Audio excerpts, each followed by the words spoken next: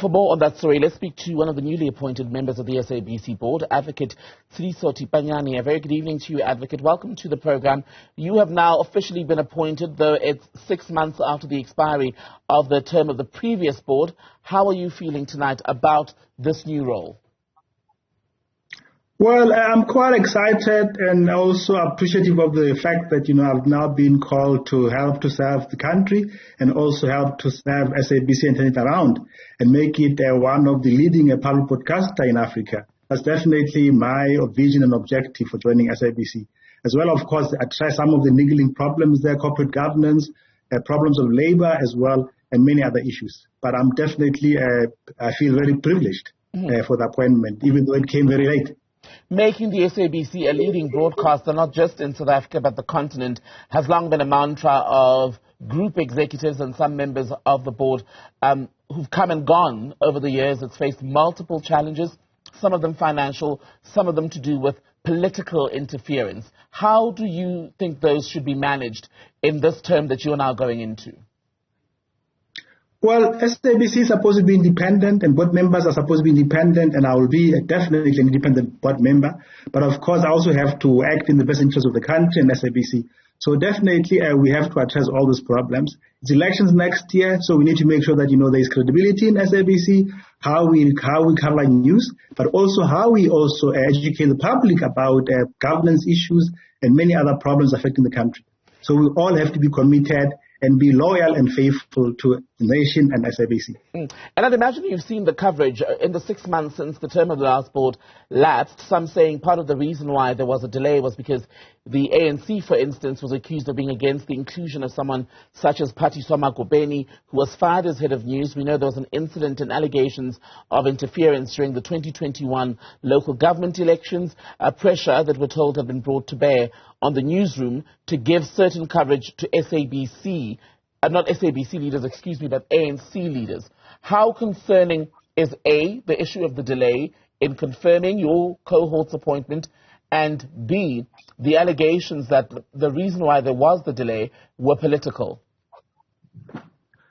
Well, the delays were definitely a concern, and they definitely undermine the effectiveness of SABC. As for the appointment of board members, all of that I know is that, Parliament approved the 12 names unanimously, including Ms. Tseliso. So, I guess those might be talks. I know there's also a court case, but there's been an appointment, and I think we need to move on and all of us act, to serve SABC in the best possible manner. You said the delays undermined the effectiveness of the public broadcaster. Expand on what you mean by that. Well, SABC has to have a board in order to, to govern itself properly. So not having a board for so many months has definitely affected a number of things. The financial has already begun, so I wonder whether we have actually, approved the budget and as well as the strategic plan of the organization. But those are issues which, of course, we'll have to get there and find out and sort out and then get going. So, yes, there's been a delay, but I'm sure all of us are committed to basically overcome the negative effects of this long delay and get on with the job. And how long do you think it'll take to get the SABC to pristine condition? Is it something that a board can achieve within one term, for instance?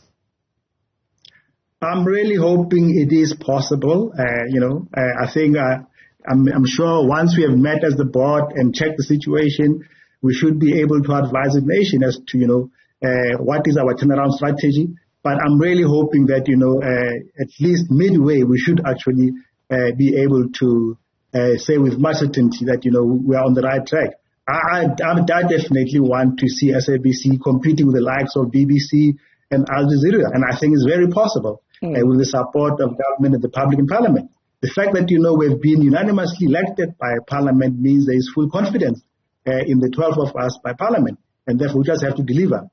And I think we come from diverse experience. I come from the Human Rights Commission. I'm also in terms of corporate governance. So definitely for me, corporate governance as well as the independence of SABC will definitely be some of my main focus in the organization. And how helpful do you think is the inclusion of 3 former SABC staffers in this board going to be in reaching those objectives? You've got Tseliso Thipanyane, who we spoke about earlier, former head of news. Mpotsedu was also in the SABC newsroom for several years. Renee Horn as well. I think it's a good mixture of, insiders and outsiders, old and new. And I think, I've not really met all the board members, but, looking at their profiles, I think we can overcome and we can definitely make the nation proud. And if we can't, I think we must just do the most honorable thing and step down. All right, then. We'll hold you to that. Advocate Tseliso Thipanyane is one of the new members of the SABC board. Thank you for your time, sir.